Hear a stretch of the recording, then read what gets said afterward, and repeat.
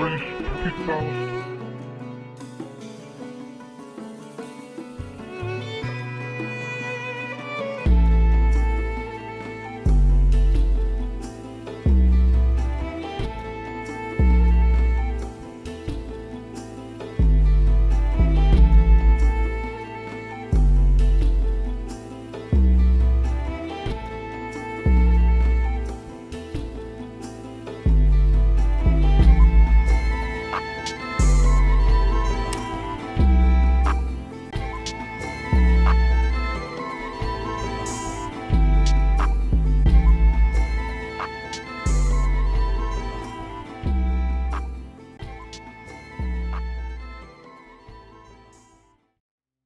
Oh, wow. Hey, much love and respect. Pura vida, mi gente. Thanks for tuning in once again. Appreciate you guys taking the time to do that as always. I know everybody's busy, everybody got their little priorities, but that's why I appreciate you guys coming and listening to me read and studying with me, reading these books, going over the information and the research we've been going over. Always appreciative of that. Thanks again. We're gonna get back into a book we've been reading. What you guys say we go ahead and finish this book today? All right, we only got 2 more chapters, and I think we're gonna read it today. Again, the book is Researches into the Lost Histories of America, or the zodiac shown to be an old terrestrial map in which the Atlantic isle is delineated so that light can be thrown upon the obscure histories of the earthworks and ruined cities of America. This is by W.S. Blackett from 1884. All right, 1884. And we're going to go all the way to page 300 of this book. We're going to chapter 31. Yeah, all the way to chapter 31. We've read every chapter. Make sure you check out the playlist if you have not. We have the whole playlist ready for you in order. All the parts. Again, today we are in part 15 of this installment. The playlist is called Researches into the Lost History of America, just like the book. Just go to my playlist tab on my main page and you can start from part 1 all the way down and get all the previous chapters. A lot of good information we've gone over in this book, a lot of good drop, a lot of babies to pull out, So go ahead and do that. If you haven't, check out the previous videos on this book. All right. So again, chapter 31 says here, the influence of ancient Peru upon China, Assyria, and Egypt. All right. The influence of the ancient Americas upon these cultures. And it says here, among the numerous constellated figures which portray the country of Peru is that of the building tools. The zodiacal figures all over the world have some appropriateness to the countries. There ought therefore to have been some reason for the selection of building tools for Peru and the surrounding lands. The account given by the Spaniards in their numerous works concerning New Spain supply a natural and sufficient cause for the selection. The Spaniards appear to have been struck with surprise and admiration at the numerous buildings and vast works of the land. To follow an extract from Mr. Prescott's Conquest of Peru bears upon this subject. The edifices of the better sort were of stone or faced with stone. The walls were sometimes stained or painted with gaudy tints, and the gates were sometimes of colored marble. In the delicacy of the stonework, the natives far excelled the Spaniards, though the roofs of the dwellings were only of thatch. The most important building was the fortress, planted on a solid rock. It was built of hewn stone so firmly wrought that it was impossible to detect the line of junction between the blocks, and the approaches to it were defended by 3 semicircular parapets, composed of such heavy masses of rock that it bore resemblance to the kind of work known to the architects as the Cyclopean. The streets were long and narrow, and from the great square diverged from principal streets Through the heart of the capital ran a river of pure water, if it ought not to be rather termed a canal, the banks of which for the distance of 20 leagues were faced with stone. Across the stream were bridges constructed of similar broad flags. The most sumptuous building was the great temple, dedicated to the sun, which studded with gold plates. All right, with gold plates was surrounded by convents and dormitories for the priests, with their gardens and parterres sparkling with gold. All right, that's from a primary source, Mr. Prescott's book, An Ancient South America and Peru. A people in possession of great building capacity, such as that now described, could not have been without influence on the old continent. It has been already shown that the Chinese god Vitek, or Ninifo, drew his name and his being from Peru, all right? The origin of that god in Asia, so-called Chinese, got his influence, got his name from Peru, guys. This god stands at the head of one of the native dynasties of China as Vitae, so that the influence of ancient Peru upon China can be easily studied. The national pedigrees of China, so far as relates to their commencement, were transcribed at the beginning of the 28th chapter. It will be noticed that Vitae stands at the outbreak of the mythic histories of China, all right? So not just anybody, very important in the early ages of ancient so-called China. And don't picture, when you hear China or Chinese, don't picture what you think of that today, guys. We're talking about melanated folks too. It is true that chronology cannot safely be deduced from mythic pedigrees, but those documents do give the comparative antiquity of the races that comprise the pedigrees. In the present case, the giant race of Vitae, giants, is placed above Anchosao, presumably the Anchises of the classic mythology, and he is of a different race to Vitae. He is the root of a new race, whereby it is seen that the giant race of America, right, and we're finding giants all over America, gives way to some other people, native or otherwise. If so, all the histories connected with the mythic Aeneas in the underground hemisphere must have been subsequent to the times of Vitae and his progeny and the Empire of China. This puts the departure of the Peruvian giants from South America before the Inca, all right? This is way before the so-called Inca got there. They were people going from South America all the way to Asia already, right? We've broken that down in so many ways in our previous videos. So real quick, guys, before we continue, I just want to show some relevance to Vitae or King Vitae, right, in China. And I found this journal.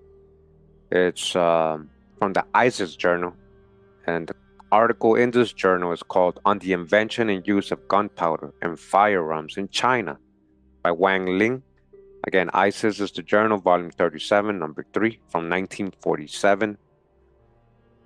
And on page 161 of this journal, it says here, Ufano reported that the invention and use, as well as ordnance as of gunpowder, took place in the year 85 of our Lord, and was known in practice in the great and ingenious kingdom of China, in the Madurai province thereof. There yet remain certain pieces of ordnance, both of iron and brass, with the memory of the year of founding engraved on them, and the arms of King Vitae, there we go, who was said to have been the inventor of gunpowder and weapons. Listen, where was he coming from? Ancient Peru, And it also appears in ancient incredible histories that the said King Vitae was an enchanter, and being vexed with cruel wars by the Tartarians, conjured an evil spirit that he might show him the use of making of guns and powder, which he put into practice in the realm of Pegu and in the conquest of East India, and thereby quieted the Tartars. All right, you guys hear that? So it almost goes with the stories of the so-called falling teaching man how to create weapons. Look at this. And here goes a reference of Kim Vitae in ancient China, and not just that, but also the inventor of gunpowder and weapons, right? And he's coming from Peru. And again, just another reference so you guys can see this is real history that they're talking about in this book, right? It says here in chapter 3 of the third book, and history of the great and mighty kingdom of China, from Juan González de Mendoza, right? Or the history of the great and mighty kingdom of China and the situation thereof, all right, volume 3. Down here it says, this vitae, right? Or let me just read from the beginning. It says, in the 4th chapter of this first book, I did promise particularly to declare how many kings have been in this kingdom and their names. Now to accomplish the same, I will begin and declare the succession of them from Vitae, who was the first that did reduce the kingdom to one empire or government. Unto him that does reign at this day, remitting that which shall lack unto the chapter aforesaid, whereas shall be found the number of the kings, and how many years since the first beginning of this kingdom in the manner of the succession. This Vitae was the first king of China. All right, the first king of China coming out of Peru. Listen, as it appeareth by their histories, whereas they do make particular mention. But amongst other things that they do declare of the king's person, they do say that he was in height so much as 7 measures. Remember, they're saying he was tall, like a giant. Maybe might have been a 7 or 8, 9 footer, like the mound builders, right? Which is a custom in China. And the Uri measures is 2/3 of his Spanish vade, which is by good account 4 bodies and 2/3 in length. He was 6 palms broad in the shoulders and was as valiant in his deeds as in his bigness as his body. He had a captain called Lincheon, who was not only not only valiant but politic and of great wisdom. All right. So these are just extras from books. It's hard to find like the actual books, but I just wanted you guys to see. We're talking about real history, and we're talking about very important characters in ancient China. Not just anybody. We're talking about the very first king of China, Vitae. Going back to the book, right? So continuing in the book, Researches into the Lost History of America, chapter 31, it says here, now let the particulars concerning Vitae and his descendants be considered. He reigns 100 years and is famous for architecture. All right, so gunpowder, weapons, creating a kingdom, putting all the different peoples together, and also architecture. He had 25 sons, whose offspring reigned 2,257 years and 116 kings. Then Tisintzom, the last of Vitae's offspring, reigns 40 years, and he builds the wall of China. Interesting, huh? These details are certainly very remarkable in themselves. When taken into consideration in an estimate of the comparative civilization of Asia and America, they form a very important feature in the argumentation. If they are to be depended upon, they teach that the Chinese art of building must have been attributable, in whole or in part, to the inhabitants of the country now called Peru, okay? The true old world, influencing and civilizing the rest of the world, guys. Come on now. For not only is Vitae, the giant, famous for architecture, but a long race of king follows, 116 in number, who must be supposed to have been in possession of the same building, arts, and practices. For Tisintzom, who is said to have been the last of the race, is credited with having built the Wall of China, the Great Wall of China, a stupendous erection which competes advantageously with all the celebrated great works of antiquity for massiveness and extent. In view of this plain and conclusive teaching, it is not difficult to understand and not hard to believe that the earliest map makers in the construction of their pictorial maps have put the building tools as descriptive of the country which was entitled to them, as being the first or the most prominent of the nations that by means of forced labor erected great public works. Still, one is hardly prepared to admit conclusions so extraordinary they require confirmation.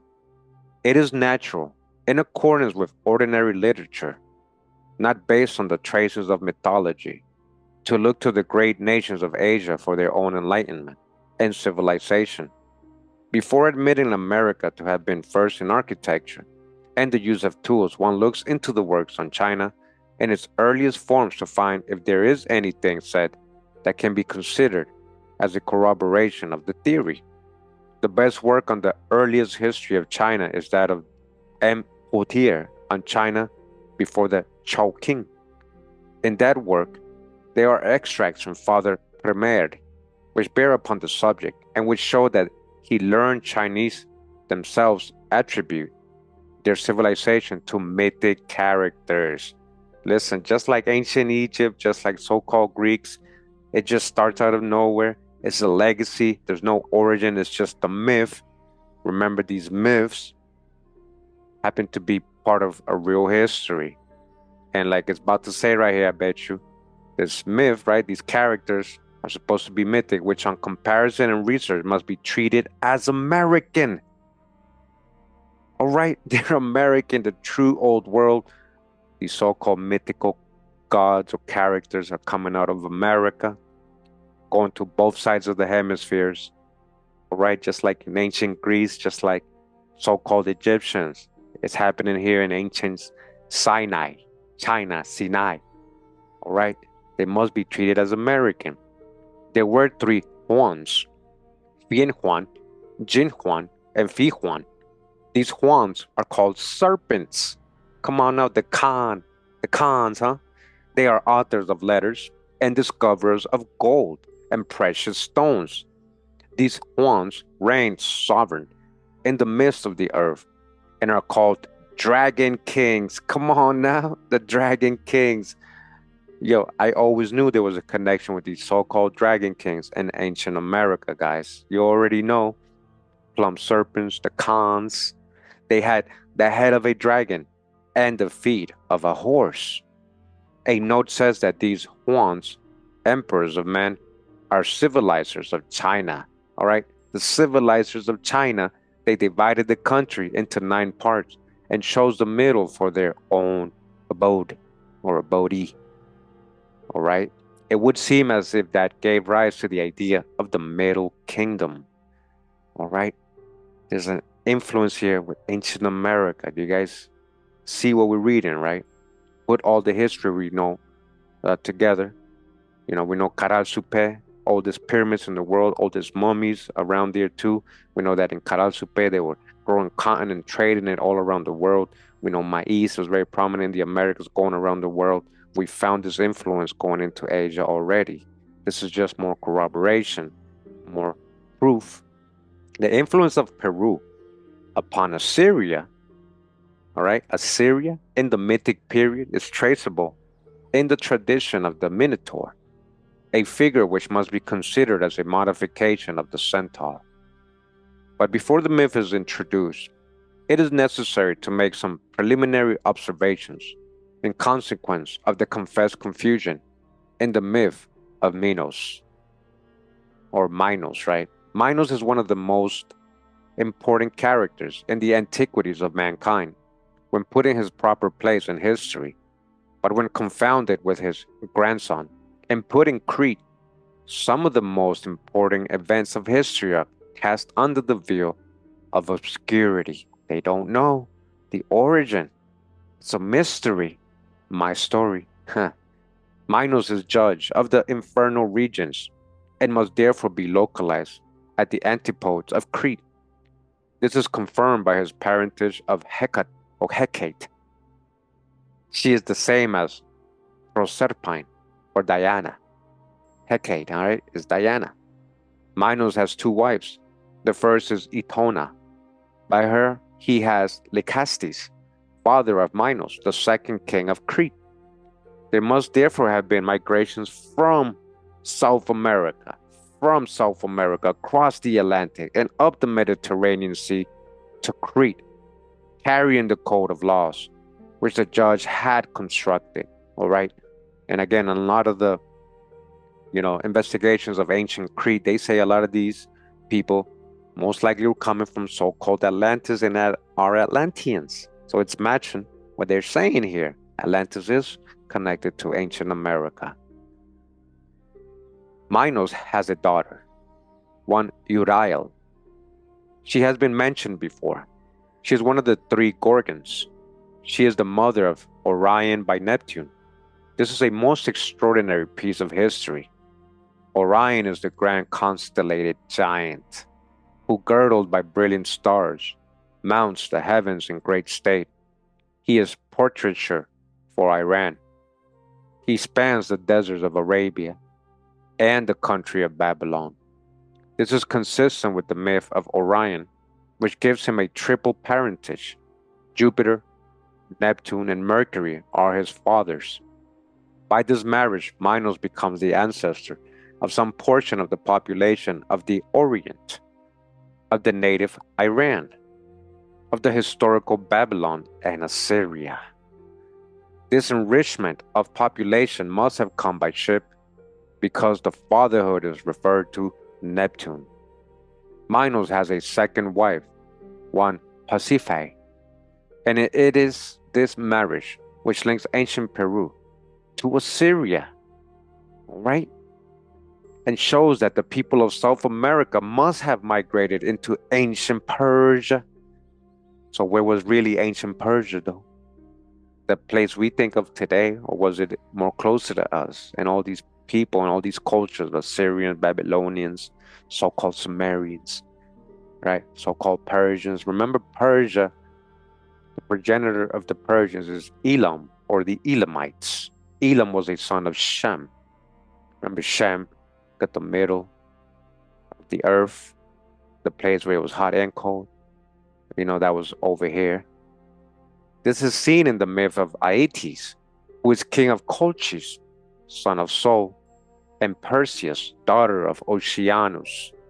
All these mythical characters related to ancient America. We've gone over this in this book already. Aeetes was father of Medea, Absyrtus and Chalcyon by Idea, one of the Oceanades. Pasiphae has the same parents as Aeetes, so that this family must represent great histories and migrations by which the two hemispheres must have been joined in consanguinity and history. With these observations, the myth of Pasiphae may be understood. Pasiphae, a daughter of the sun and Perseus, who married Minos, king of Crete, she disgraced herself by her unnatural passion for a bull, which according to some authors, she was enabled to gratify by means of the artist Daedalus. This celebrated bull has been given to Minos by Neptune to be offered on his altars. But as the monarch refused to sacrifice the animal on account of his beauty, the god revenged his disobedience by inspiring Pasiphae with an unnatural love for this favorite bull. Minos had 4 sons of Pasiphae: Castrus, Deucalion, Glaucus, and Androgeus, and 3 daughters, Hecate, or Hecate, Ariadne, and Phaedra. Of course, anyone who reads stories of this sort without thought, or as poetry or natural phenomena, reads this cunningly devised fable, or rather myth, laughs or blushes, and goes on to the next page. But to anyone who sees in them the great histories of the human race concealed, misunderstood, and made ridiculous, this tradition is full of historical significance. All right? A lot of people don't understand when they're reading these myths, they just laugh it off, as he says, like, this sounds so silly. But there's real history in between the lines. You must be able to discern. In this myth, Pasiphae takes a fancy for the bull. Nobody in his senses can suppose it to be a natural bull. All the myths in the Greek lexicon are to be interpreted by the pictorial map that belongs to them. In this case, the bull is portraiture for Assyria. It is Taurus Major in the Ptolemaic sphere. Only the head and shoulders are drawn, but in the Coptic sphere, there is the entire animal. When Pasiphae takes a fancy for the bull, she takes a fancy for Assyria. and she and her husband's people forsake their oceanic home and link their fortunes with the great nationalities of the Orient. In this fancy for the bull, Pasiphae is assisted by one Doedalus, an artist. An artist? What could an artist have to do with such a piece of business? Surely ladies do not commonly employ artists in their love adventures. The following is the myth of Doedalus. He was the most ingenious artist of his age. He made the statues, which moved of themselves. Doedalus made a famous labyrinth for Minos, who ordered him to be confined in the labyrinth which he had constructed. Here he made himself wings with feathers and wax, and carefully fitted them to his body and that of his son Icarus, who was the companion of his confinement. They took their flight, in the air from Crete, but the heat of the sun melted the wax on the wings of Icarus, whose flight was too high. You guys know this myth, right? And he fell into the part of the ocean, which from him has been called the Icarian Sea. The fruit of the marriage of Pasiphae and the bull was the Minotaur, the myth of which may be shortened as it is not nice reading. Minotaur, a celebrated monster, half a man and half a bull. It was the fruit of Pasiphae's amour with a bull. Minos confined in the labyrinth a monster which convinced the world of his wife's lasciviousness. The Minotaur usually devoured the chosen young men and maidens, which the tyranny of Minos yearly exacted from the Athenians. Theseus delivered his country from this horrible tribute when it had fallen to his lot to be sacrificed to the voracity of the Minotaur, and by the help of Ariadne, the king's daughter, he destroyed the monster and made his escape from the windings of the labyrinth. It is afterwards said that Pasiphae, some time after, brought twins into the world, one of whom greatly resembled Minos, and the other Taurus. With these myths and localizations, it is not at all difficult to understand what the Greeks mean by the Minotaur. It is the grand colossal piece of sculpture which the pickaxe has brought to light within the memory of the present generation in the labyrinthine palaces of the great monarchs of Assyria. It is the man bull of the museums. An ocular inspection of the figure reveals at a glance the meaning of the myth. In front, it is a man, the resemblance of Minos. In the rear, it is a bull. The two together are the twins of Pasiphae. The part which Doedalus took and the assistance afforded to the queen is the construction of the colossal image. Down deep in the forsaken and earth-covered passages of the long-lost cities of Nineveh, the Minotaur has for ages been confined. The colossal man-bull of Assyria is a magnificent piece of national heraldry, disclosing to the eye of the beholder the constituent parts of those great historical movements and migrations by which the mighty empires of Babylon and Assyria were formed. The bull is the ancient emblematical animal which gave a zoomorphic crest to the oriental Tazor. The man stands for the mighty kings whose ancestors came from the ends of the earth. All right, that phrase right there, mythical lands again, the ends of the earth, just talking about ancient America.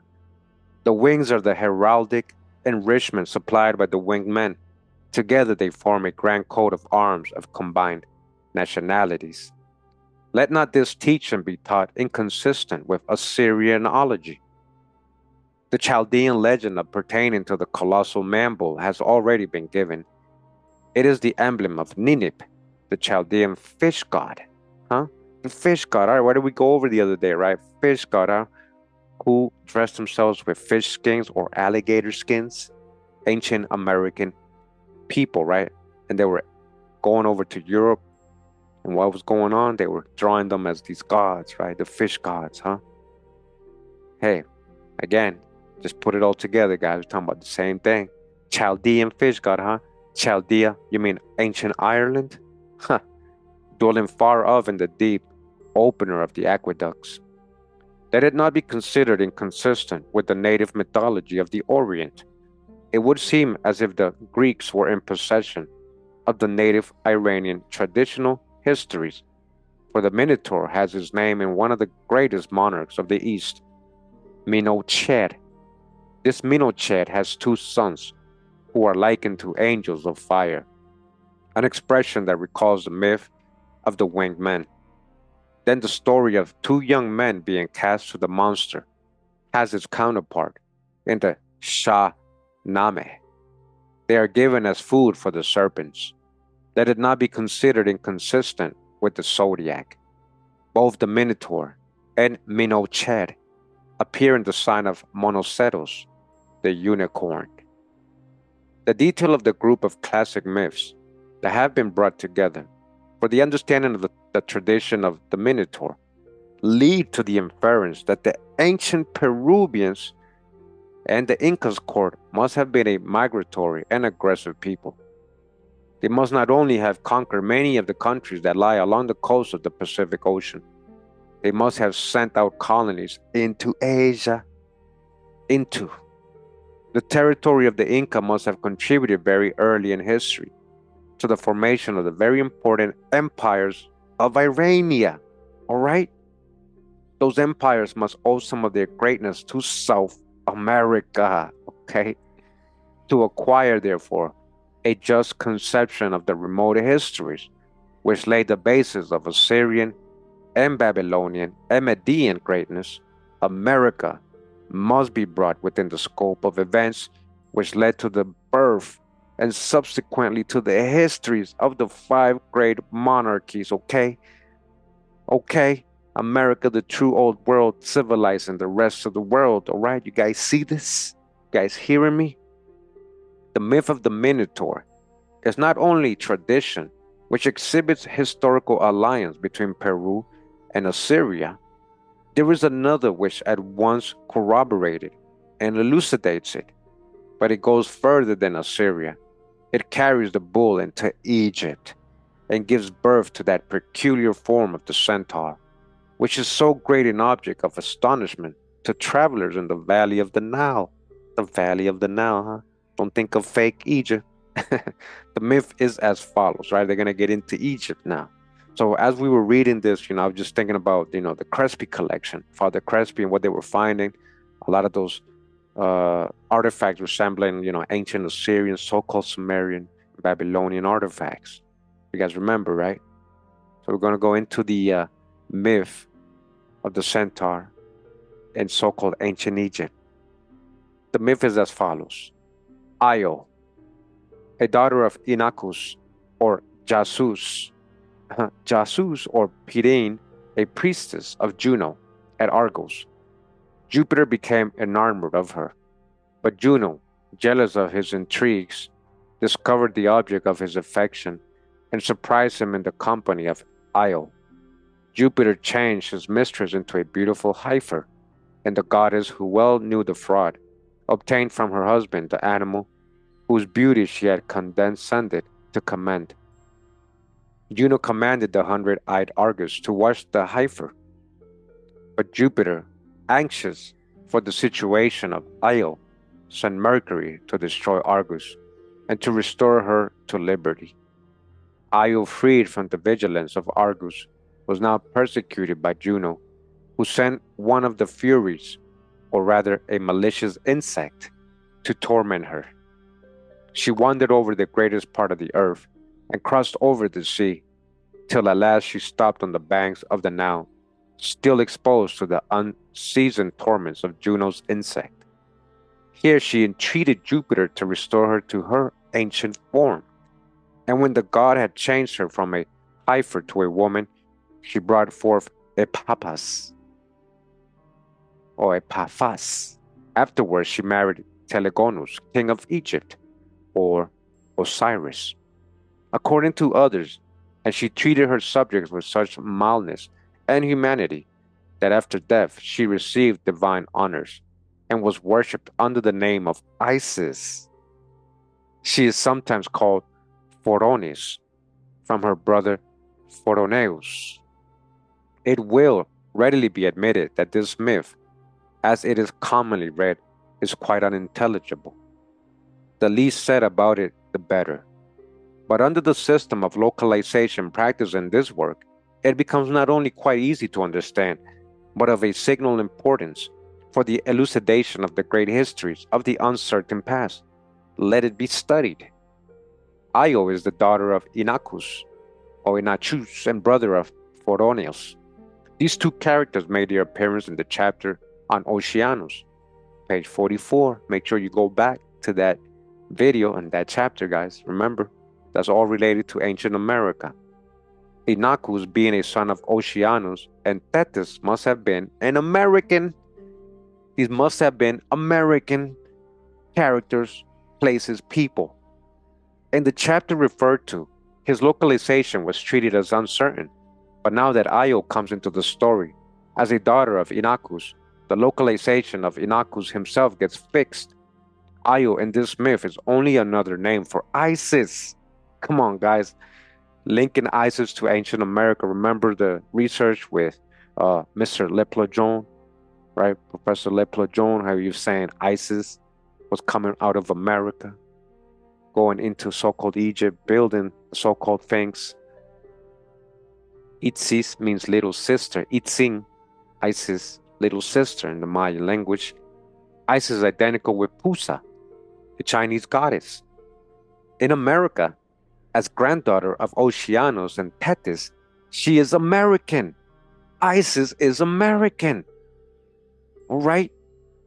All this is told by so-called Thoth. Thoth is a so-called American too, coming as a Westerner from so-called Atlantis. In that position, she is queen of the Manis, who in the last chapter were located in Peru. Okay? You guys putting it all together?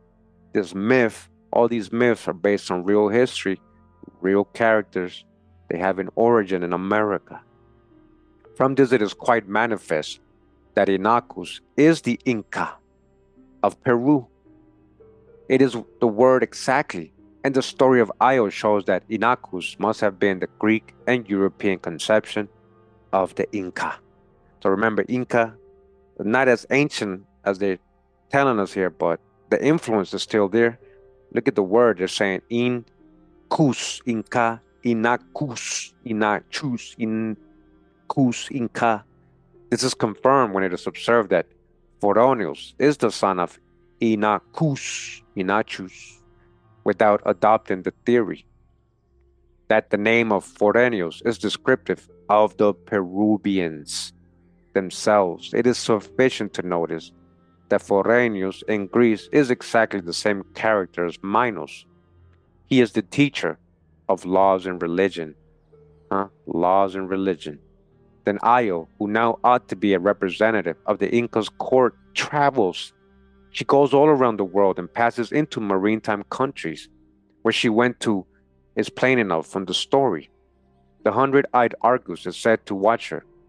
The Ptolemaic zodiac fixes that location. The ship Argus is in the Erythraean Sea and at the entrance of the Persian Gulf. There Io is changed into a heifer. This transformation takes her into Assyria, the land of the bull. It is the story of the Minotaur in a new form. Instead of marrying the bull, she is transformed into it. Her race enters into the constitution of the Assyrian people. All right? And who's the progenitor of the Assyrian people? Is Ashur. Ashur is a son of Shem. Okay, guys? Let's not forget all this. But Io travels further. She goes into the valley of the Nile, where she recovers her human form. As Egypt is not represented by any animal in the symbolism of poetical astronomy, restored to her human form, she brings forth Epaphras. Then she marries a king and rules her people with the mild, humane laws with which the Incas of Peru are credited. This brings out to view the probability that the Peruvian race must have formed a constituent part of the population of Egypt, as well as Assyria. Okay, body bag for the illusion. Shout out to Drop. And we already know, as what I'm trying to tell you, are these places in ancient times a lot closer than what we think, not on the other side of the world. But it may fairly be said that this teaching needs confirmation. It is only an interpretation of myths, which may or may not be correct. That is true. But as the ancients have transmitted all their histories in this allegorical form, the historian must interpret them or remain in ignorance. But there is ocular demonstration of the presence of the centaur race in Egypt. Its existence in former ages in the valley of the Nile is attested by symbolic images wrought in solid marble of a colossal stature and imperishable as the man bulls in the palaces of Assyria. The Sphinx is a centaur. It is a human being coupled with some nondescript animal that constitutes a centaur in all its essential features. And so this is an image of the Sphinx of Frey, or Frey, okay? A centaur. Half man, half bull, right? Or half animal. They're saying it's almost the same thing. Zoomorphic being, character, representation, okay? So one look at it again. You guys can see the Sphinx of Frey. The monument now presented for study is the Sphinx of Frey. It has about all the marks required to identify it with the zodiacal centaur, which the poetical astronomers have employed to represent the lands and people of the Inca of Peru. All right, a representation of ancient America. The image crouches upon the heavens, which are best spangled with stars, so that it must be zodiacal. At page 92 has been exhibited another specimen of the Egyptian heavens of a like kind. In that specimen, the name is given as Tife. Later studies have shown that Tife is the proper name by which to designate the northern parts of South America. All right, remember Tupi, the Tupi Indians, Tipe, Tife, Tipe, Tupi, as they are people by the race of Tupi and the Tupi Indians. Then the Sphinx of Frey carries on its head the sun, of which orb the Inca was supposed to be a sun, and the sun has the ash emblem, which ties it to the serpent land. The serpent land, America, Amaraca, Amaru. At page 92 is a picture of the boat of Frey. It is there given as an indicative of an ancient maritime Asiatic immigration to the shores of America, or seen in reverse, right? The boat carries the company of the Amenti gods down to the lower world. The imagination must be called in to fill up the long ages of the Amenti life. These gods appear chiefly to have entered Egypt by the western route. Entered so-called Egypt. These so-called gods, huh? The myth of Io exhibits an eastern passage likewise. The Sphinx of Frey is an imperishable memento of ancestral residence in the land of the building tools, of the superintendent, of forced labor, and of the centaur. In the former parts of this work, several attempts have been made to test the correctness of the conclusions arising from the tracing of mythic writings by putting them into comparison with the ethnology, topography, and gods of the several countries which were the subject of research. It is now possible to do the same with South America. Okay, so check this out. It says here, typhoon is found in the Tupi Indians, lupus, the wolf, the lupacas, centaur, the condor, the Latin Aeneas, the Inca, the Greek Inachus, the Inca, Serapis, the Caribs, Pluto, La Plata, Pluto Plata, the Hindu Yama, the province of Jamea. All right, they're comparing all these old world characters, people, mythology with America, right? Places in America, people in America. The Japanese Gemma, the province of Jamea. Remus, the idol Rimac. The Lemuris and Lamis, Lima, Manis of the dead, the Manaos of Peru, Canopus of Egypt, the Canopa of Peru, Ninipho of China, the Canopa of Peru, Ninip of Chaldea, the Canopa of Peru, Aelo of the Greeks, Oelo, the Peruvian civilizer, Aelo, Oelo, the Peruvian civilizer, and Themis, Thomas, the Peruvian civilizer, Themis, or Thomas, huh? Yeah, so that was the end of chapter 31. And don't worry, we're going to go into the last chapter of this book, guys. We're talking about chapter 32. All right. So actually, I think there's 2 more chapters. We're going to continue. We're going to definitely continue 2 more chapters today. No worries. We're on page 311. It says here, the islands of the Pacific, chapter 32. The islands of the Pacific Ocean and Australia, in their traditions and structural remains, attest the movements of the American races by sea in a westerly direction. All right? Okay? Southeast Asia, huh? And Australia, huh? They say they don't know where these ancient Australians coming from, but remember the blood ties that Graham Hancock was talking about.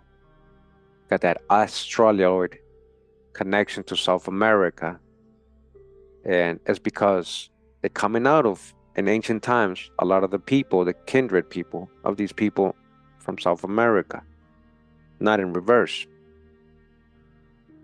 So it says the sign of the Ibis and its mythology. The extraordinary historical inferences which have been deduced from mythology in the 2 last chapters cannot but meet with some amount of incredulity. It is difficult to bring oneself to believe that a land so remote as South America could ever have participated in the formation of the great empires of Asia. It is necessary, therefore, to search into the writings of travelers who have visited the South Sea Islands to find out if there exist traditions or structural remains which can bear upon the early histories of Polynesia. In the Ptolemaic zodiac, there is a small constellation in the form of a bird and called Apus. In the Coptic zodiac, this sign has the name of Ibis. The position of the sign in both instances is dubious. Now we know Ibis has a lot to do with Thoth, right? Thoth is from ancient so-called America. As the ancients took no notice of oceans in the formation of their maps, the sign may belong to one of the islands of the South Seas. Whether it does or not can only be determined by research, as the Ibis is found in the Egyptian mythology as an emblem of the god Thoth. It can be studied easily. The Ibis was sacred both to the first and second Thoth or Tot, but it is the latter god that carries the bird instead of the human head. The first Thoth is mentioned by Manetho as the preceptor of Isis. The second Thoth is called the god of letters, as scribe of the lower regions. All right, check out my Thoth videos, guys. We've broken this down. He noted the actions of the dead and read them to Osiris, the judge of Amenti, just like Anubis. To him, the Egyptians owe social institutions. Thoth has a very important role when it comes to ancient Egypt, and a lot of the deities, he's just epithets of him. He passed for a son of Agatha Demon, or demon. He invented writing, astronomy, and music. He was institutor of the sacerdotal class. All right, you see all the influence Thoth had, right? Check out my Thoth videos, the old ones I have. Champollion has a picture of him where he is described as counselor to Pu, the moon. He presided over the agitated air, 8 regions, just above the 4 regions of the earth. The zone depended on the moon, which comprehended another zone of 16 regions of pure air. This description of Thoth and his domicile is an equivocal as the sign of Ibis. What is meant by presided over agitated air, one is left to conjecture. But there is an island in the South Seas which bears the name of Thoth to this day. It is Tahiti, right? The Tahiti. And its position to relation to South America would admit of the supposition that the sign of the ibis must be intended for Tahiti. There is in the British Museum a pictorial of Tahiti, exactly like that of Thoth. All right? Under these circumstances, it is proper to search into the description given of Tahiti when first discovered, to ascertain if there were anything about the island that would connect it with the ibis-headed god. The work that answers this purpose is the missionary voyage in the ship Dove. This ship was sent out by the London Missionary Society with the first missionaries to the South Seas. In that work, the island is called Tahiti Noe. All right? Noe, or like Noah, Tahiti Noe.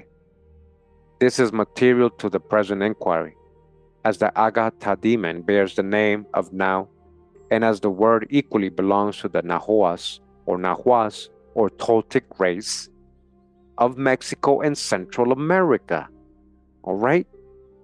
There is very well engraved pictures of what is called the Morai of Oberia. This erection is a sort of pyramid of solid masonry, not cyclopean, but built of wrought stones.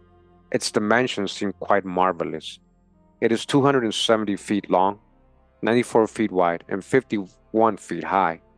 This is not a great deal less than the post office in St. Martin's le Grand, London. It is quite plain that this erection could not have been built by savages, as pyramidal buildings all over the world are imitations of the fabled Meru, which was the worldly temple of the Supreme Being, and considered by the followers of Buddha as the tomb of the Son of the Spirit of Heaven, whose bones and limbs were scattered over the face of the earth. Asiatic researches. The island of Tahiti may have been an outstation of the same Asiatic settlements that have been found in America. Dodge the hijack scene in reverse. This makes it necessary to transcribe an account of the inhabitants of Tahiti before the arrival of the Europeans from a work by Grasset de Saint-Sauveur entitled Encyclopédie des Voyages. The people had priests and a religion of nature, emulating infants to divinities. They had arts, commerce, and navigation. Their manner of dressing had a curious agreement with that of the ancient Romans. They had houses 300 feet long. They dressed for table with the punctuality and respect of Europe. With them, marriage was a religious ceremony. They had canoes, vessels constructed differently from other South Sea islanders, with a mast and triangular sails. In war, they united many vessels forming a war stage. They were astronomers and had names for all the stars. They knew the movements of their rise and setting, and they directed their navigation by the situation of the sun and the moon. Their day was composed of 12 equal parts. Their year had 13 months, commencing with closing with the moon, right? Just like the Mayan calendar and the ancient biblical calendar. They measured by feet and calculated by dozens. They believed in the immortality of the soul. They had temples, but no idols. Their name for peasant was Tuton, and they had a god called Twaheti. Huh. Putting these facts together, it is now manifest that the island of Tahiti must once have been in a state of civilization much more advanced than when first visited by the modern missionary. The great Morai must have been the work of South American race or races, as substantial buildings of that kind are not common in Eastern Asia. The name of the island as Tahiti Noe links it unto the Nahuas race of Mexico, while the pyramidal character of the Morai correspond to the pyramid of Cholula. You guys hear that? The Temple of Belus, the real one, Cholula, the pyramid of Cholula. Under these circumstances, it is reasonable to infer that the island has been visited and colonized by the Oceanides of America. I told you they were seen in reverse. From where? From America, the Oceanides, huh? And that it had been a sort of stepping stone between the two hemispheres. The character of the shipment mentioned and the knowledge of maritime movements create the supposition that it was by such means that the passage of the Pacific Ocean was in early times performed. In that case, the island must have been a part of that mystic bridge which the Oriental writings call Tashinavar, and on which they place Mir and Sorush. All right. Remember the videos we got on the ancient navigations and people coming out of America, navigating, exploring, civilizing, colonizing, settling the rest of the world? We just did a couple recently. You know, it's the same thing they're talking about here, transoceanic voyages. Tahiti is not the only island which bears testimony to the former presence of people in a state of civilization higher than that which is now characteristic of the island. In the island now called Easter Island, all right, very close to America, very close to Ecuador, Panama, and Costa Rica, actually. Easter Island, there have been found specimens of root sculpture. These are now deposited in the British Museum.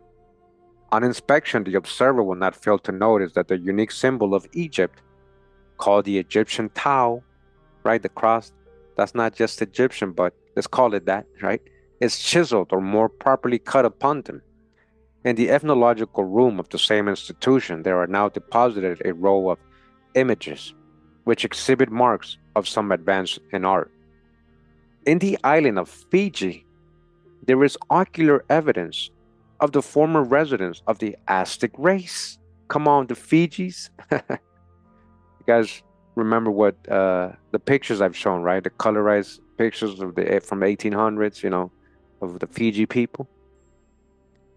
Former residents of the Aztec race, so-called Aztec, huh? Mexica, you mean ancient Mexica. Travelers in the island discovered an erection which, from its form, can be detected as a teocallis. If this identification be correct, it can excite no surprise that the people of Fiji should be the most barbarous and savage of the inhabitants of the Coral Islands. The horrible practice of human sacrifice must to a great extent be credited with the savagery and cruelty observable in all lands where it was prevailed. So we dodged the hijack there a little bit. What if they were just cremating people? In the works already referred to at page 312, there is a description of Tongatabu, one of the islands where it is said that Captain Cook visited in the island in 1777. In one place was observed a curious causeway built of coral stone across a morass with a kind of circus in its center, apparently a very ancient construction.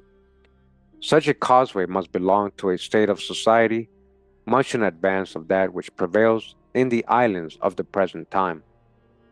In another work of travels, the visitor says that he was shown a native map or chart which described the route of navigation between the groups of islands. The vast insular continent of Australia is one of the great terra incognita of ancient maps. Like America itself, it is a blank, as if the inhabitants of the Old World were totally unaware of its existence. Yet there is some slight reason to suspect that it once formed a part of the known world. Its geographical position is such as that it could scarcely have been unvisited, if there were any common maritime intercourse between the two hemispheres. The modern settlements in Australia, Tasmania, and New Zealand have not disclosed great remains of ancient towns, but they are finding actually, megalithic, things here in the jungles and forests of these places. Yet there are not wanting traditions among the degraded aborigines, which to say the least of them hint at a former association with the outside world. All right, and again, they are finding ancient ruins in these places, guys. In particular, there is a tradition which betrays an acquaintance with Mexico in an indirect form. In works published on Australia, there is a native tradition which bears a close resemblance to the myth of Prometheus. Someone ascended to heaven and brought down fire.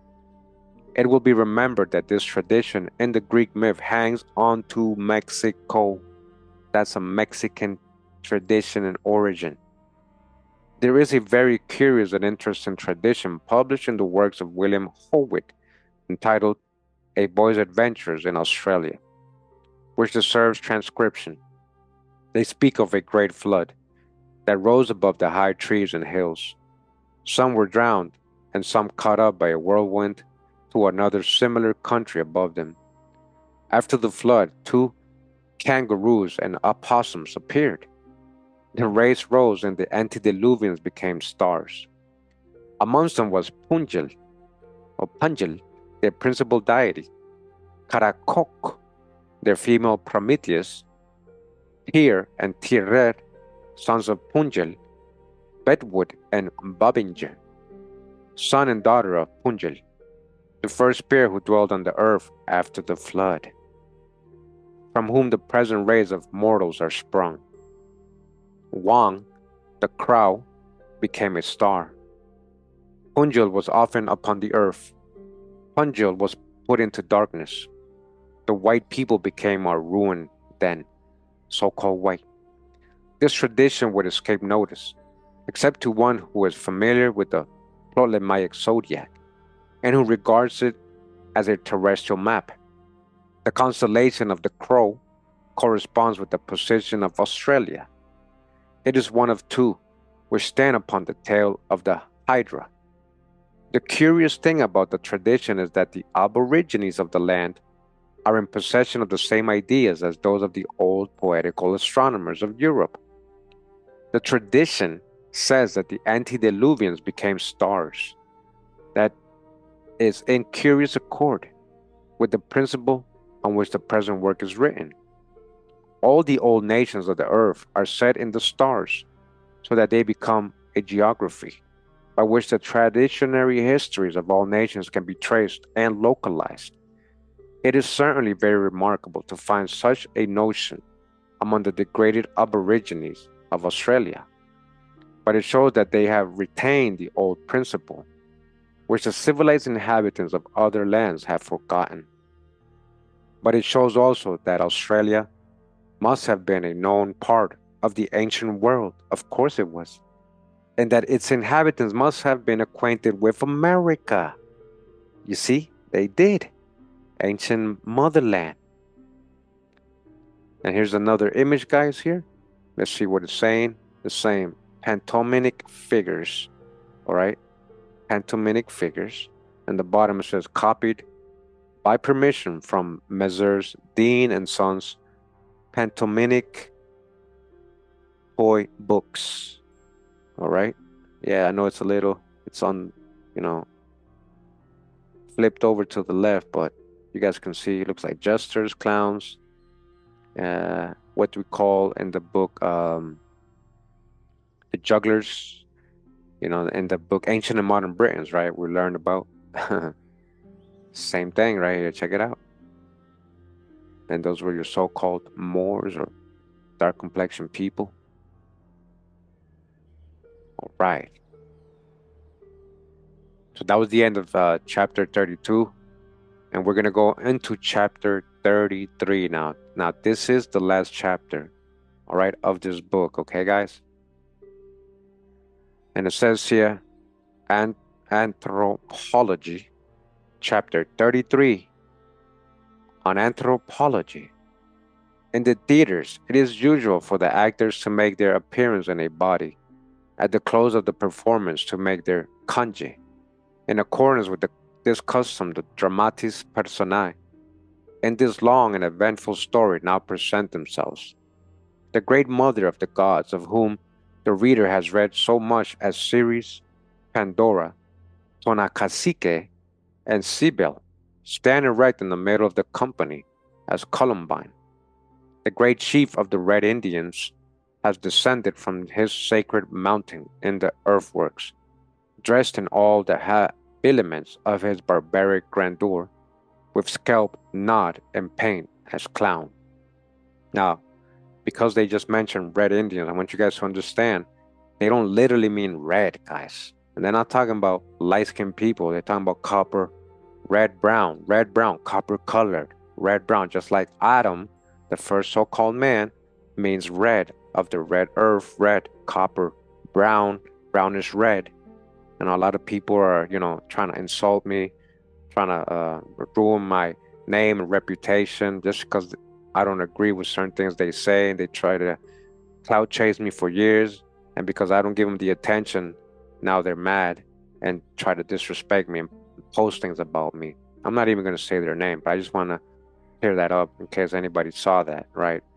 Uh, you know, they fake it. They try to be, oh, I'm so cool. I learned a lot. You're like the Neo of the new modern age. You're like the real Neo, and then all of a sudden now there's hate coming my way. Now because I don't entertain them, and because I try to help them and correct them with certain things they be saying and posting, generalizing, because he was following me, he asking me questions, then I'm hated. Then I'm the enemy, right? Now he tries to get everybody else to hate me just because he hates me, right? Anyways, just want to clear that up. They don't mean literally red. They are talking when they say the red man, right? Copper colored, copper, reddish brown, reddish brown, reddish brown. Pan has left Tabasco and squats upon the ground, his tagrod and Barbary metamorphosed into bandits and buttons as pantaloon. That's how we say pants in Spanish, pantalones. The noble figure who has been seen in company with Minerva as Saka, huh? Gets a quote in Mercury, all in one with his domino of concealment, and his magic wand or caduceus completes the company as Harlequin.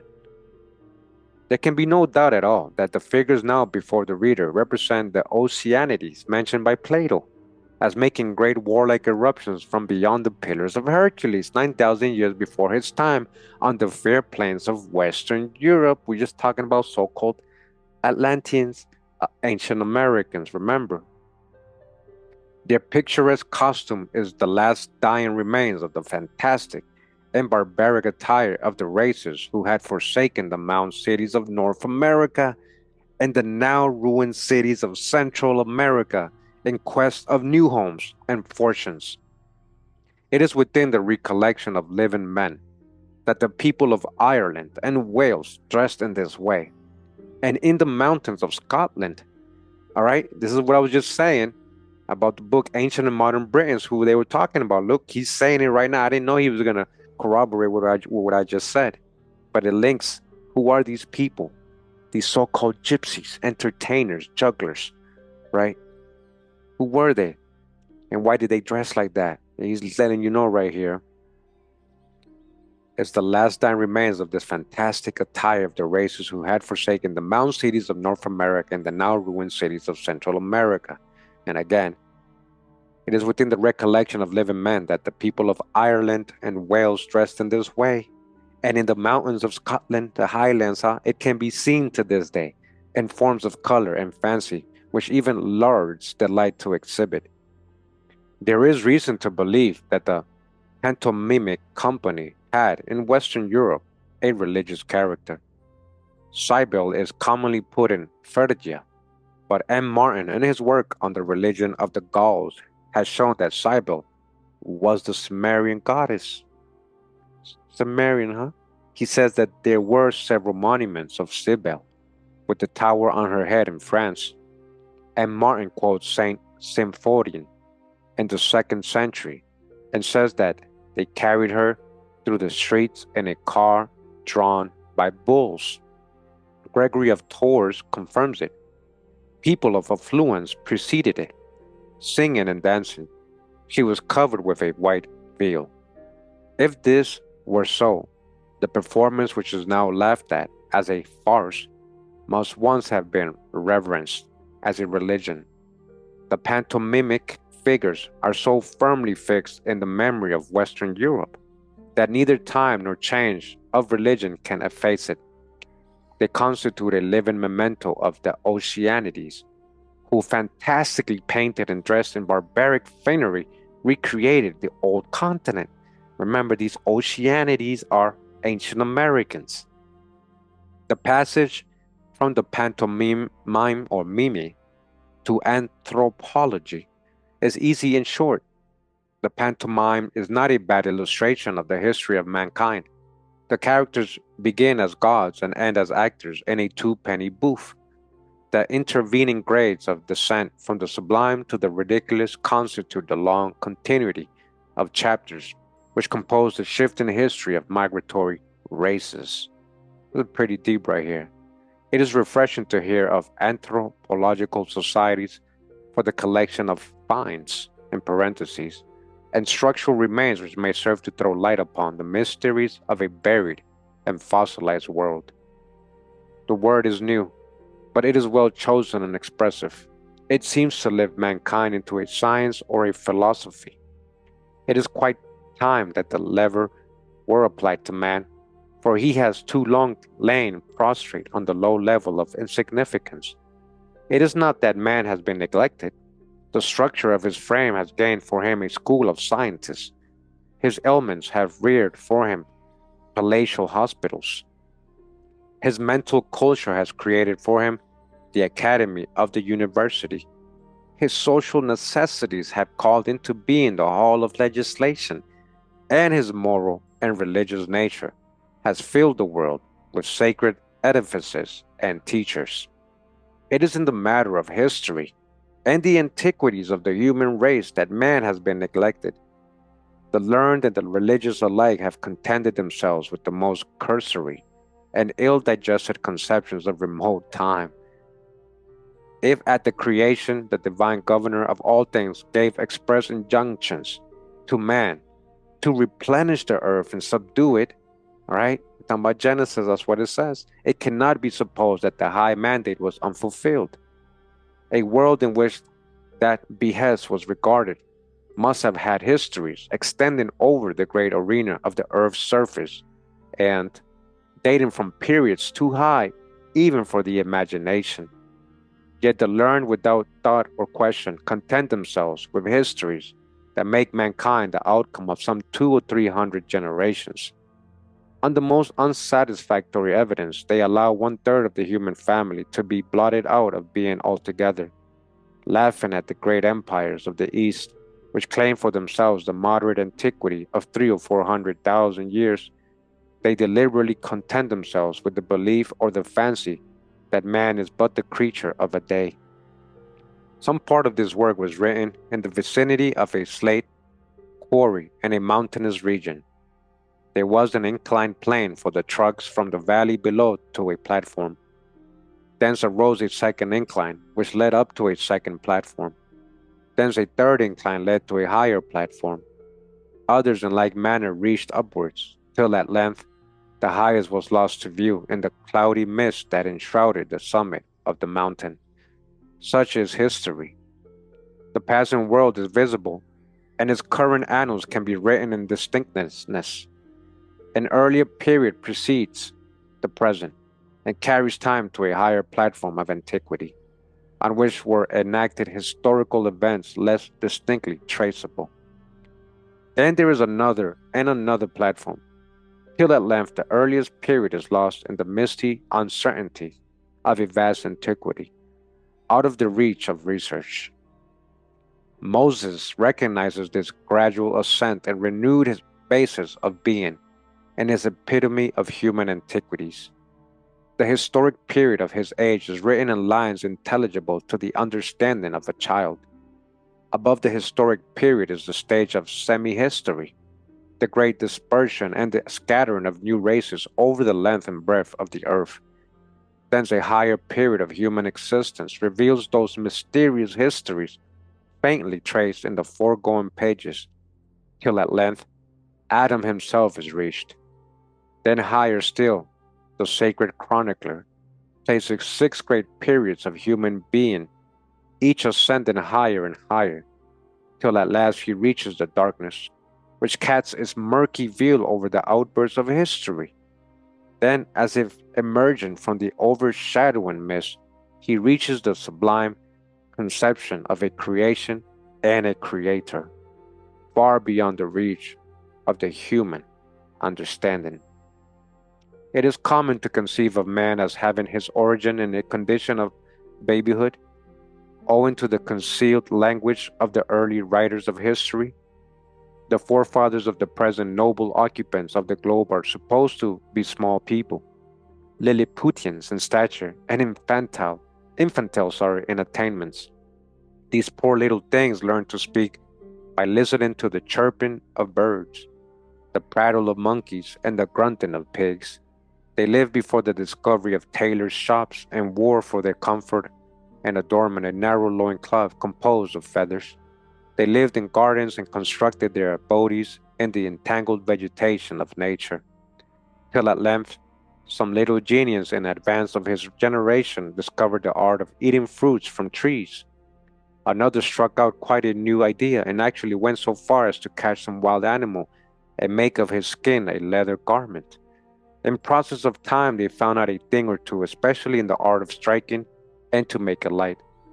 This grand discovery was followed by others, more or less ingenious, till at last one of the poor little things actually discovered the art of making huts from sticks and leaves.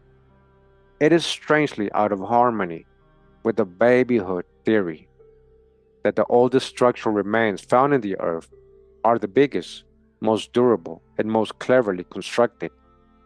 Witness the vast morai of Tahiti, a picture of which has been given at page 312, of which it is said that the joints of the superincumbent stones are so accurately made as to be out of sight. Witness further the pyramid of Cheops in Egypt, and especially the vaster pyramid of Cholula, the bigger pyramid of Cholula, bigger than the one in Cheops, in Mexico, right? The original temple of Belus. Yeah, check out my video on the pyramid of Cholula, guys. Witness also the tombs of Egypt, the caves of India, and the subterranean palaces of Assyria. The same thing is noticeable in the images erected by the ancients in many lands. The oldest are of colossal dimensions. Witness the statues of Jainadewa and Canary in India, 75 feet high. Witness also the well-known statue of the Olympic Jupiter in Greece, of the same elevation, 75 feet high. Witness again the colossal images of Shamana and Salsala, posted at the gateway of the vast temple of Bamiyan, the metropolis of Buddhism, also of the same height, 75 feet high, huh? All 75 feet high, right? A common measure and theme and construct. They teach in the schools that man's chief end is to glorify God and to enjoy Him forever. It was in the spirit of this teaching that the Bridgewater treatises were written. For glory goes God hath from history. A world of which one third has no history at all, except that it's stuck in the mud in the West Indies, gives little glory to its divine creator. He's talking about how, there was so much history, but they left out America.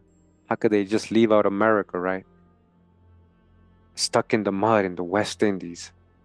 It rather detracts from his glory than adds to his high renown. Another third comprising the vast insular continent of Africa, with its countless millions of swarthy inhabitants. Swarthy, and you telling me swarthy don't mean so-called black? There you go, swarthy used for so-called black or Africans right here. A lot of you still try to debate me on that. Swarthy literally means so-called black or dark complexion. Bearing upon their visage the marks of great antiquity, has found no historian and gives no glory to God at all.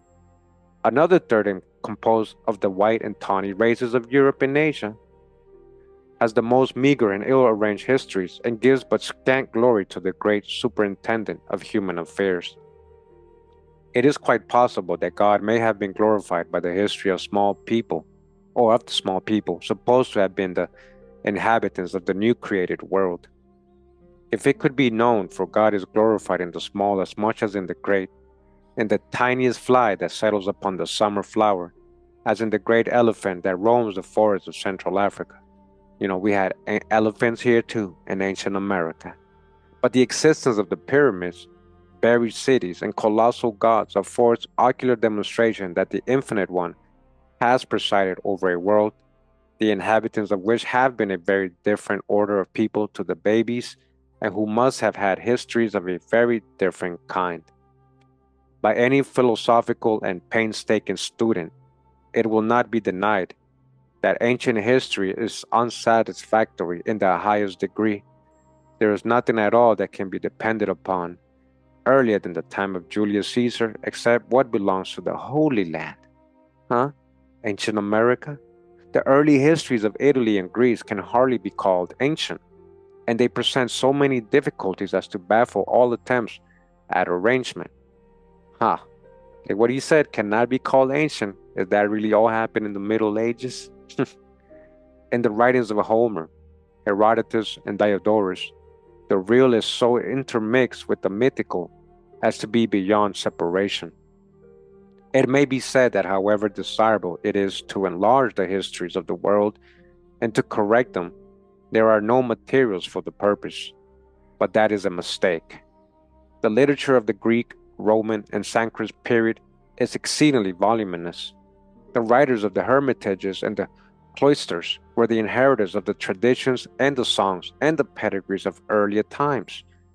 The muses and the bards made use of the newly invented alphabet to commit to leather and parchment and papyrus the historical facts which they had been trained by their fathers to recite in the highways and crossroads, on festivals and holidays. They seem to have spared no pains to preserve the treasured knowledge. Every scrap of ancient story has been kept with religious care. In process of time, the accumulated manuscripts of the muses were collected and transferred to the pages of enormous folios, richly ornamented and bound. In those early days, the pen was not the only instrument by which the treasured traditions were handed down to posterity. The philosophic barbarians had brought with them the custom of committing historical events and the lives of heroes to the artists. Hence, were accumulated countless thousands of historical pictures. Every book was ornamented with pictorial scenes of great traditionary value. Every vase was made the medium of the preservation of some worldwide history. The cherished amulets and gems were transferred to parchments and enlarged into pictures, which in time gave form to church altar pieces and the adornment of church windows. One might say that if the histories of high antiquity were transmitted only in traditions and pictures, it were better to leave them alone. But this is not the time to shrink from a literary research because it is difficult. There is hardly anything that has baffled the ingenuity and wittedness of man. The laboratory has been forced to disclose the elements of nature. The sun has been made to perform the task of the artist. Space has been annihilated, and east joined to west. The planets have been weighed and their movements calculated to a nicety. Hieroglyphics and languages have been read off without a dictionary. Shall the historian be the only man that has allowed himself to be outwitted in the performance of the impossible? Shall the students of Germany, France, America, and England all be put down in the category of incompetence?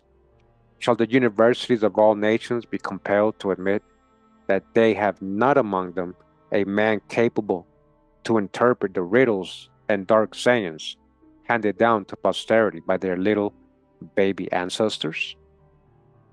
There is nothing in the mythological lexicon more obscure, intricate, and puzzling than has appeared in many of the causes célebres of the courts of law. And shall it be said that the professor of history has allowed himself to be outpaced by a policeman? Some may think that it is unnecessary to raise the question of the accuracy of history. The common notions of the past world, as handed down by the monks of the cloister, may be thought good enough for the purposes of education. If this were so, it would be a pity to unsettle old theories. If ignorance were bliss, 'tis folly to be wise. But this is not the age of ignorance. That age is past and gone, all right? This is not the age of ignorance in 2024. The board schools are building and the free library is open. Collegiate examinations have become a part of common school tuition.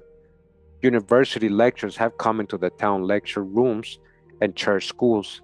The admission of to government offices and official life is close to the man that will not think.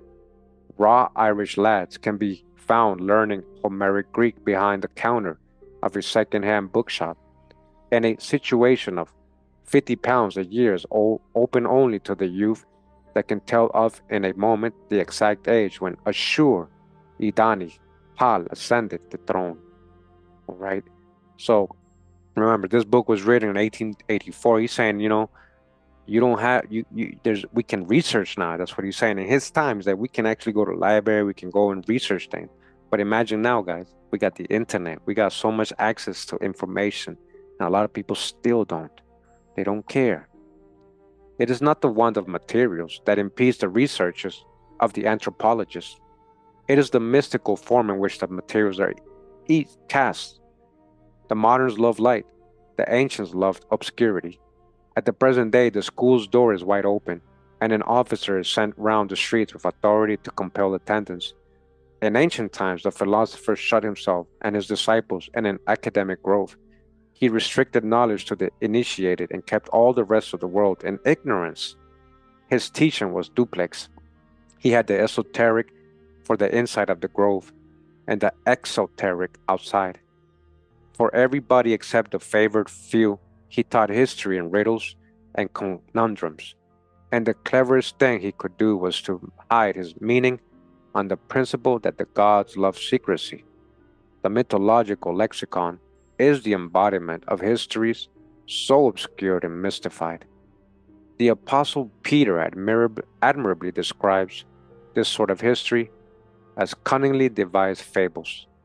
Not fables in the sense of untruths, but truths so cunningly concealed as to throw the cleverest man off his guard when he read them. Fashions in literature and education have changed wonderfully since those days. At the present time, the teacher hates the mythology which was the glory of the Greek and Sanskrit schools. He will neither study it himself nor teach it to his pupils.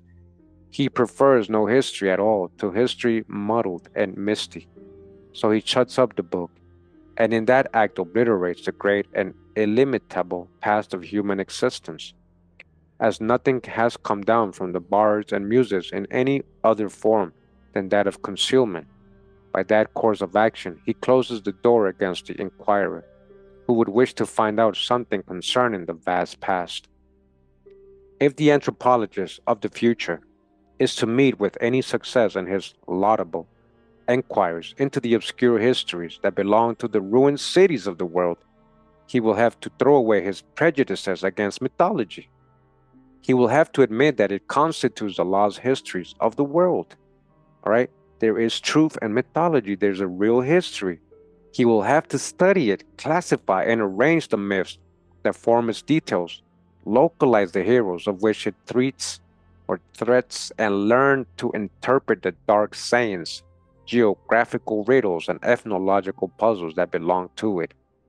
It is not in the power of old stones, unknown hieroglyphics, and ancient idols with numerous arms and heads to tell their own tale. They require traditions of some kind to reveal their historic origin.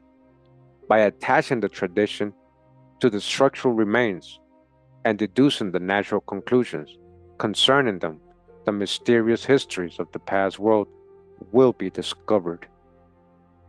In this view, the subject of mythic history assumes great importance, an importance which it has not been supposed to possess, and second to nothing in the realm of letters. Mythic history is the gazetteer in which can be found the names of the countries and kingdoms of the old world. All right? America, the true old world. It is the dictionary of the heroes that have played a part in the rise and fall of the great empires of the earth. It is the map by which can be located the kings and gods that have distinguished themselves in the wars by which the earth has been redistributed. It is the mysterious heirloom, which contains the pedigrees and contracts of marriage by which the territories of the great have changed hands. It is the escutcheon, which emblazons the crest and symbolic animals which appertain to nations and which mark their histories. It is the log book in which can be discovered the maritime migrations, which have connected distant races of men in one great confraternity. I mean, he's making a lot of sense right here. He's just breaking it down in this last chapter, how people just neglect all this and don't have, the discernment.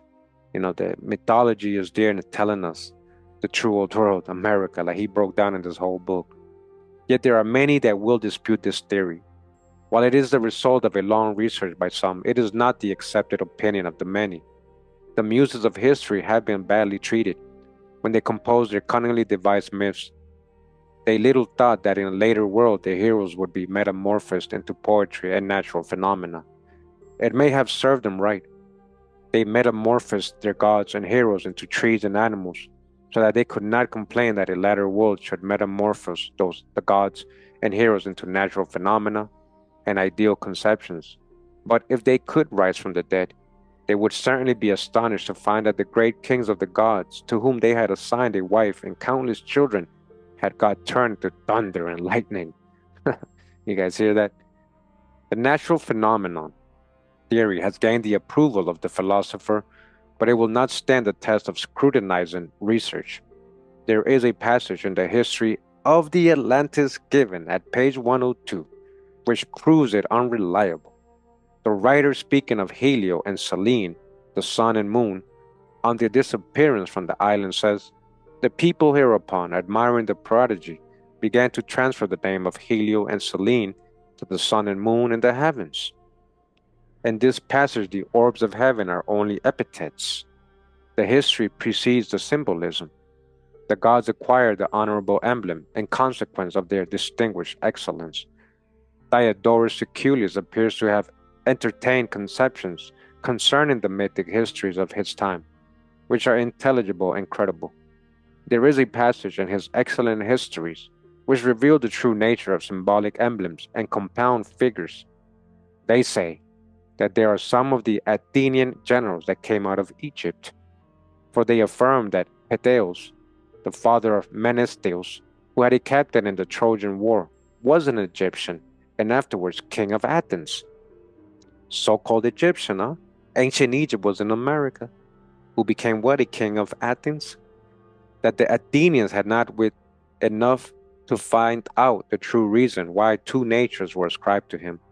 For every man knows that he was called half man and a half beast, and the true ground was because he was a member of two several commonwealths, a Grecian and a barbarian. In this extract, it appears that in later ages of the Grecian state, the Athenians had lost the significance of their own highly mythic writings. The writer attributes to them want of wit. This word wit is aptly employed. In the extract, it also appears that in Sicily, the true nature of the mythic history was understood. It will be remembered that the Faunus, the first king of Italy, was called half man and half a goat. He therefore must have been half Italian and half barbarian, right? When they're saying barbarian, remember, from these indigenous people, tribes, right? He or his ancestors must have come from Central America, where Pan was God. All right, these kings, these early kings in all these places, half American, huh? The nature of mythic history is lucidly described in the Phoenician cosmogony. Eusebius says all these things, the son of Tabion, the first hierophant of all among the Phoenicians, allegorized and mixed up with the occurrences and accidents of nature and the world, and delivered to the priests and prophets, the superintendents of the mysteries, and they, perceiving the rage of these allegories increase, delivered them to their successors and to foreigners. See page 104. Here the practice of allegory is ascribed to the Phoenicians, who in earlier chapters have been traced to the Atlantic Isle, to America. Phoenicians came out of the true Holy Land, the true Canaan, America. So that mythic history must have been introduced into Europe by the Oceanides, ancient Americans. It may be observed that in that extract, Eusebius supplies an excellent illustration of concealment. He calls the first hierophant the son of Tabion. It requires little penetration to see that he means a priest of Thebes in Egypt, He teaches Osiris, the inventor of three letters, of course, that is Assyria, Osiris, Assyria, then Chana or Chana, the Hebrew Canaan or Kana, then Kana, the Hebrew Canaan, is called the brother of Osiris. Here, the Egyptians, Assyrians, and Phoenicians are all credited with Hierophantism. It is certainly very unfortunate that the histories of antiquity should have been committed to men who loved concealment and to satisfy the rage for allegory, mixed up the occurrences with the accidents of nature. It is just that jumbling of fact with nature that creates mythic history. It might have tickled the fancy of people who were carefully excluded from the academic grove, but it has spoiled history and made it very difficult to understand. The anthropologist of the modern world is put at a great disadvantage in his research. He has to separate the fact from the nature before he can arrive at safe conclusions. However, one thing is gained by the confession of Eusebius. They say that to be forewarned is to be forearmed. The complex elements of mythic history must be severed. The real underlying history must be extracted from the allegory. The myth must be interpreted. But the interpretation is not so difficult as it looks. Like all riddles, when it is read off, it is as simple as possible. The device is so cunning that when discovered, it is provocative of laughter and a slight shudder of mortification at being made a fool of. Turn the name from a person to a country, and the riddle is read. Perseus is Persia, Orion is Iran, Medea is Media, Taurus is Assyria, Ursa is Russia. Perhaps the best illustration of this subject is found in the Bible, especially as the identity of profane and sacred mythology is there discovered. At Revelation 13:18, right, this is New Testament, right? The Apostle John says, "Here is wisdom. Let him that has understanding count the number of the beast, for it is the number of man, and his number is 600, threescore and six." This myth is very simple. The Greek letters had numeral powers assigned to them, right? In this case, 600 is the numerical force of chi, or pi, chi. 60 is that of chi, and 6 is that of sigma. Put together, they form the word kakus. See page 140, where kakus is shown to be the great dragon. They say that nature is full of compensations. The mythic histories are puzzling, but the ancients had some advantages over the moderns in their construction of history. The cunning device enabled them to retain 1,000 facts, national alliances, and maritime movements in a short, sententious myth, which would have been lost altogether without the concealment. The anthropologists will find on research that the mythic writings of Greece, India, and Scandinavia are exceedingly complete. They constitute an epitomized history of the world's great being. The myths of each of those countries embrace the wide world and stretch back to periods of the highest antiquity, except for the mysticism which obscures their application. It would be seen that in former ages man must have had a large and comprehensive acquaintance with foreign nations, the rise and fall of distant empires, and the origin of nations. It will readily be admitted that the mythic system of the ancient world are of themselves insufficient to produce a reliable universal history. But it was a part of the mythic system to accompany the myths with a pictorial map. The zodiacs form a constituent part of the system, having upon their face the same nomenclature as the myths. They serve satisfactorily to locate the histories comprised in the tradition. Without a map in position, it would be impossible to utilize the mythological lexicon. But with its assistance, any intelligent and painstaking student could trace out the real histories of the human race. If the anthropologists of the future will use the mythic histories of the ancients in conjunction with the pickaxe and the exploration of travel, Much may be done to expand history and rectify its mistakes. It will hardly be denied that such enlargement and rectification would serve the purposes both of the teacher and the divine. To content oneself with the imperfect history's extent spoils the instruction of the one and frustrates the labors of the other.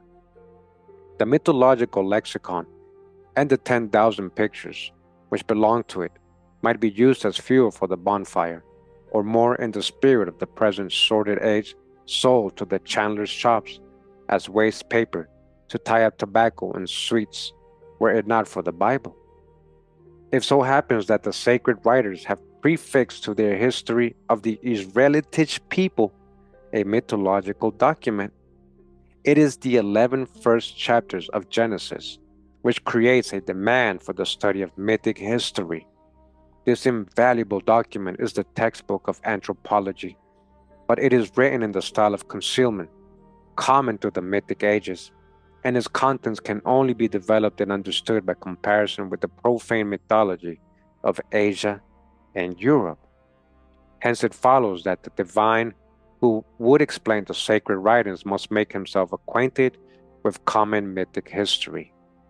To form an estimate of the present work, it should be kept in mind that it is a book of research and not the enunciation of a theory. Talking about real history. There is a marked difference between the two kinds of writing. Theory admits only the materials that sustain it. Research gives unbounded liberty to the admission of matter, even to the verge of doubt. The writer has used his liberty. It is for the reader to exercise his judgment. But now that the work has come to a conclusion, it is possible to deduce from the materials of research a fair and natural hypothesis concerning the mysterious questions at issue that may not be done. That may not be done. One thing is quite plain. Listen, America has had histories of the highest possible importance, and its people have played a great role in the histories of the other 3/4 of the globe. All right, this is what they left out in all of history, all over the world, the importance of America and its people and the role they played in all the histories of the other countries. It is a part of the theory deducible from this work that America, in ancient times, has been the residence of a great race of men, frequently mentioned in the literature of Europe as Oceanides, that is to say, living in the ocean, right? Maritime people, navigators, a word used for the vast accumulation of waters that stretches from Britain to Japan. In the spirit of poetry and myth, it has been deified as a god, all right? Who's the ancient gods? The inhabitants of the land were not isolated and alone, but in frequent intercourse with the rest of the world. In this magnificent conception, America was the domicile of Europe's gods. 3,000 rivers, some the largest in the world, formed the river system of the land. In this point of view, the names of the ancient inhabitants of the whole hemisphere have been preserved in the chronicles of the Grecian muses with great care. Okay, you guys hearing this? The dismount? In time less remote, when myth gave way to natural writing, America stands forth in European literature as the Atlantic Isle, right? So-called Atlantis. It is divided into the 3 divisions which it is now found to have: North, South, and Central. Its general histories are given by Diodorus Siculus and Plato, which last celebrated author, instructed by an Egyptian priest from the famed repository of ancient knowledge, shows how the inhabitants of the island, headed by kings, have migrated into Europe. All right, they have migrated into Europe, just like what we were reading the other day in the other books, right? 2 other books telling us the same thing. And seasoned the Western countries have mingled their blood with the people of the old continent, so-called old. If they're the old people, how is that the old, right? It is a part of the theory deducible from this work that the Ptolemaic and Coptic zodiacs are old pictorial maps of the world in position. In these maps, America appears so that the figures can be used to discover the ancient geography and ethnology of the lands. These figures adapt themselves not badly to the history of the Atlantic Isle. America, the crown on the northwest, introduces Uranus, the first king of the Atlantic Isle. The serpent which lies on the west coast of Mexico answers well to the Hyperion, the tyrant king, as he himself is drawn as a dragon with 9 heads. The Sagittarius delineation of Central America is associated with the Chiron, a son of Saturn, one of the most renowned kings of the Atlantic Isle. Hercules and Ophiuchus or Serpentarius give portraiture to the great region of the Red Indians, and they answer to the Titan giants, who are especially the inhabitants of the Atlantic Isle. Come on now. Cerberus, the 3-headed dog, is posted in the Caribbean Sea, the entrance to the Atlantic Isle, right? The Caribbean entrance to the mainland, right? Central, North, and South America. It is a part of this theory that the races of men found in more modern times to be the occupants of America correspond with great exactness to the races that European authors have put in the Atlantic Isle. Those races are termed Titan or Titanides, right? Ancient America had the Titans. In the Greek system of mythic ethnology, Titan is the head of this famous race. Titan is found in the Totonakis, the most ancient inhabitants of Anahuac. Remember, Anahuac, another name for Mexico, Anahuaci, Anahuacan, Anunnaki, Anuwakin. Japetus, the son of Titan, is found in the Zapotecs, who are identified with the Toltecs, the civilizers of Mexico. Prometheus and Epimetheus are found in the lower and upper Mexico. Deucalion is found in Calua, a name of the Mexicans, in the time of Cortez. Atlas, another son of Japetus, is found in the Aztlans, both of them astronomers, and Maya, the son or daughter of Atlas, is found in the Mayas of Yucatan. This close identification is observable in the region of the Mound Cities. Hercules is found in the Iroquois. Saturn is found in the Shawnees, called by the Iroquois Satanas. The Fani are found in the Pawnees. The Aloids in the Ali, said to be the builders of the earthworks. The Eumenides in the Oman or Missourian Indian. The Atlantides are found in the race of Atalan or Kutan. Listen, the Atalans or Kutans. Shout out to Rafinsky, right? Professor Rafinsky. The native race of Central America and Yucatan. All right, the Atalans and Kutans. Lastly, in South America, Typhoeus is found in the Tupi Indians. It is likewise part of the theory deducible from the foregoing work that the area of the United States has been covered with towns, occupied by inhabitants in possession of the arts of life, agriculture, and astronomy. It must have been a vast empire with Saturn, one of the most renowned kings of the Atlantic Isle, for emperor. Central America must have been even more civilized, and in later ages there must have been a league of kings who issued from Quiche and Yucatan, crossed the Atlantic Ocean, and conquered the western parts of the old continent, right? Your so-called Atlanteans invading Europe. The present volume must be considered only as a clue for further studies. It gathers up a few scattered rays of light and concentrates them upon the mysterious histories and ruins of America. It does little more than point to the numerous media of research by which this great and dark subject may be studied. But if it should happily lead some large-minded men to follow it up, it will not have been written in vain. Wow, I just got goosebumps right there. Leading men, huh? That's what we're doing right now, following up on this research that he wrote in 1880s, guys.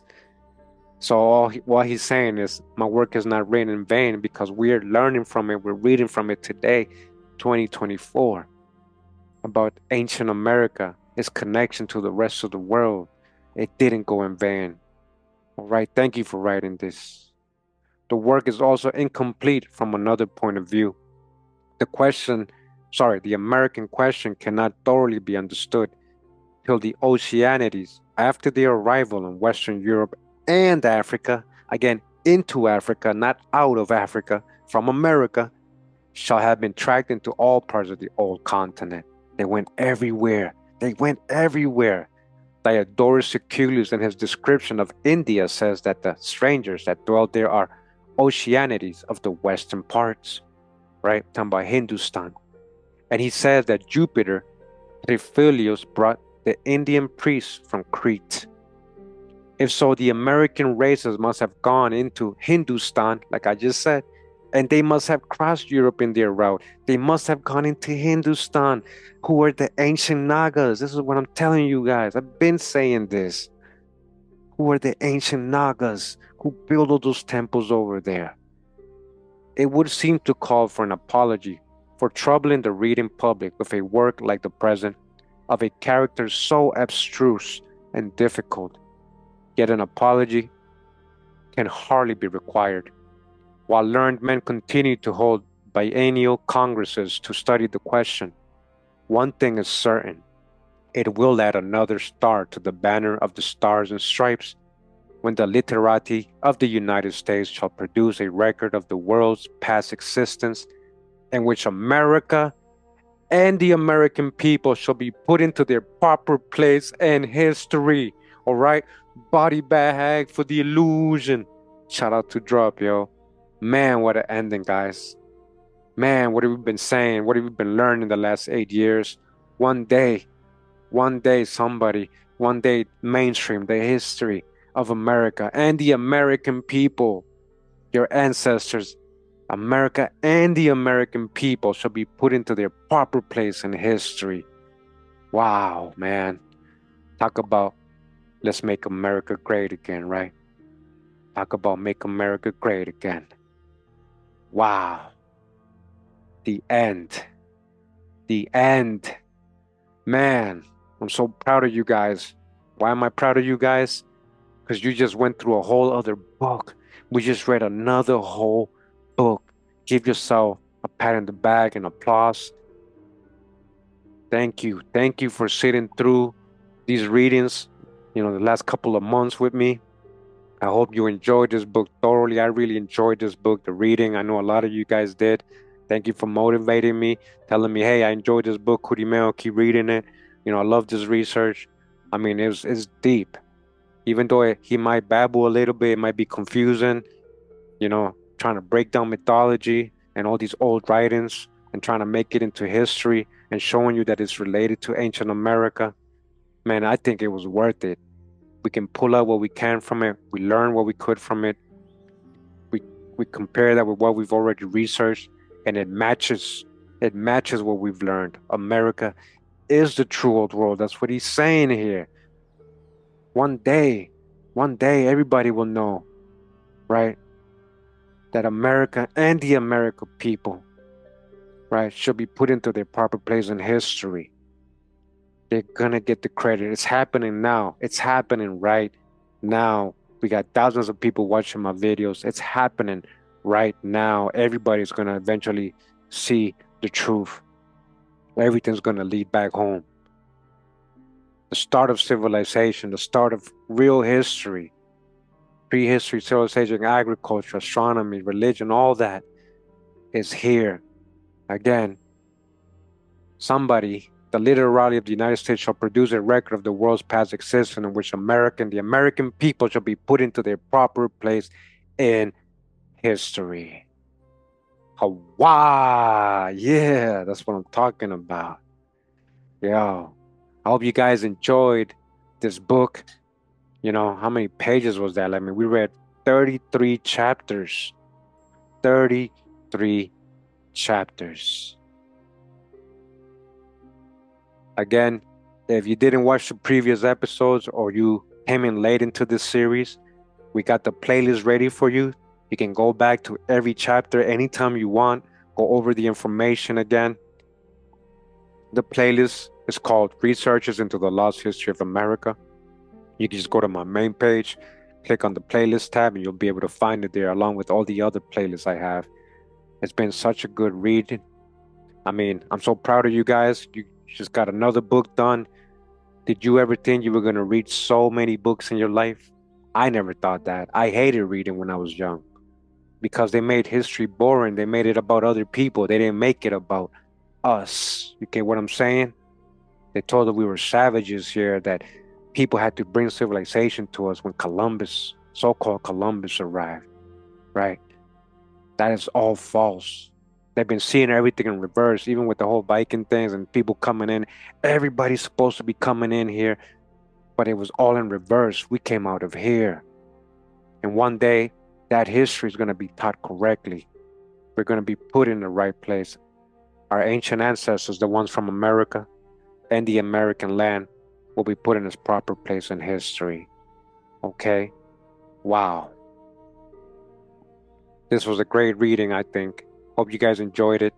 I got the book in my Patreon page. If you'd like to have it, the PDF, you can find it there on my Patreon page. All right. And we're going to keep reading more and more books, guys, to corroborate everything we've learned in the past and in this book. We're going to just keep reading more and more books. All right.